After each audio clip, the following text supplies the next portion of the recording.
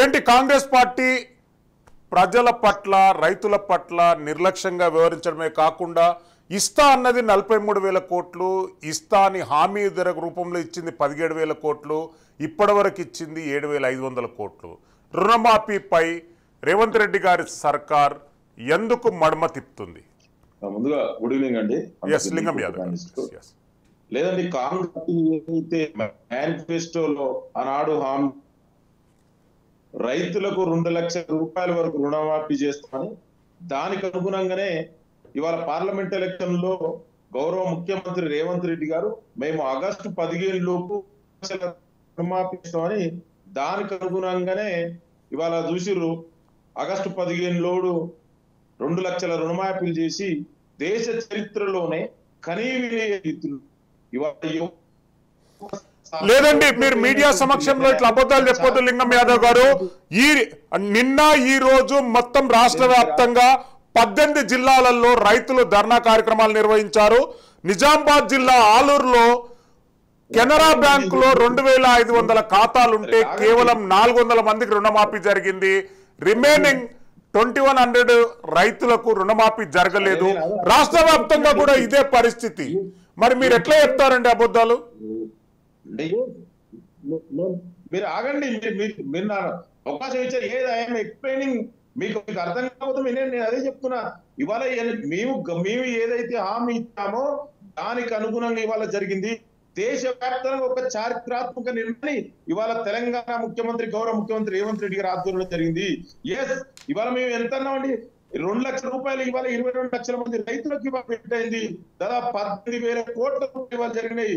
ఇంకా కూడా 2 లక్షల పైన ఎవరైనా ఉన్నా కూడా, ఎవరైనా అర్హులైన రైతులకు జరగకపోతే ఇవాళ ప్రభుత్వం గైడ్ లైన్స్ ఇచ్చింది. డెఫినెట్ కూడా మీరు ఒక కంప్లైంట్ చేసుకోవచ్చు, కలెక్టర్ గాని ఆర్టీఓ గాని. డెఫినెట్ కూడా అర్హులైన రైతులకు ఎక్కడ అన్యాయం జరగదండి. ఇది ప్రజా ప్రభుత్వం. డెఫినెట్ కూడా న్యాయం జరుగుతుంది. ఏదైనా టెక్నికల్ అంశాలతోటి కానీ ఎవరైనా ఎక్కడైనా వాళ్ళ కనుక రుణమాఫీ జరగకపోతే ప్రభుత్వం సిద్ధంగా ఉంది కదా. ఇవాళ మీరెందుకండి భుజాలు జరుపుకుంటారు? మేము చెప్పిన దానికి చేస్తున్నాం. మీరు 10 ఏళ్లలో ఏం చేసిరో నేను చెప్పమంటావా? ఎవరో చేసిరో?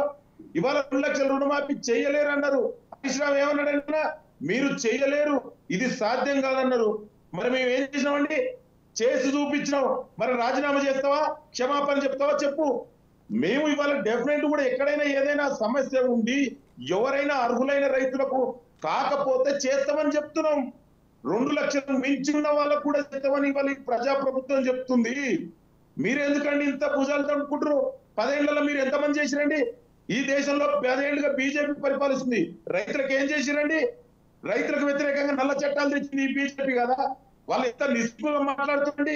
ఇవాళ రైతులు ధర్నా చేస్తుంటే ఢిల్లీ నడిబొడ్లో కాల్పులు జరిపింది ఎవరండి? ఈ బీజేపీ నాయకులు కదా. ఇదే బీజేపీ నాయకులకు నల్ల చట్టాలు తెస్తే దానికి సపోర్ట్ చేసింది ఈ బీఆర్ఎస్ కదా. ఖమ్మంలో రైతులకు బేడీలు వేసింది ఈ బీఆర్ఎస్ కదా. ఏం మాట్లాడతారండి మేము ఇవాళ మీరు చెయ్యండి. ప్రజా ప్రభుత్వం 8 నెలలు చేస్తుంది, దాన్ని కూడా గుర్తించుకోవాలి. ఇవాళ 10 ఏళ్లుగా మీరు పరిపాలన చేసారు. ఈ ప్రజా ప్రభుత్వం ఏమంటే 8 నెలల్లో 3 నెలలు మోడల్ కూడా కండక్ట్ పోయింది. అయినా కూడా ఈ 8 నెలలు ఇంత మంచి నిర్ణయం చేసి ఇవాళ తెలంగాణ రైతాంగం అంతా కూడా స్వాగతిస్తుంది. ఎక్కడైనా చిన్న చిన్న సమస్యలు ఉంటే పరిష్కరిస్తామని చెప్తున్నాం. ఇది గతంలో గడిల పాలన కాదు, ఇది ప్రజా ప్రభుత్వం. ఎక్కడ ఎవరైనా అర్హులైన ఏ రైతు కూడా కాంగ్రెస్ ప్రజా ప్రభుత్వంలో అన్యాయం జరగదు. ప్రతి వ్యక్తికి కూడా అర్హులైన ప్రతి వ్యక్తికి న్యాయం జరుగుతుంది, రుణమాఫీ జరుగుతుంది. అందులో ఎవరికి కూడా ఎలాంటి డౌట్ లేదు. ఇప్పుడు ఇక్కడ ఉన్న వాళ్ళు ఎవరో చెప్తున్నారు కదా, వాళ్ళైనా కూడా ఒక నిజంగా అర్హులైన రైతులు మీకు తెలిసి ఉంటే డెఫినెట్ కూడా ప్రభుత్వం దృష్టికి తీసుకురండి.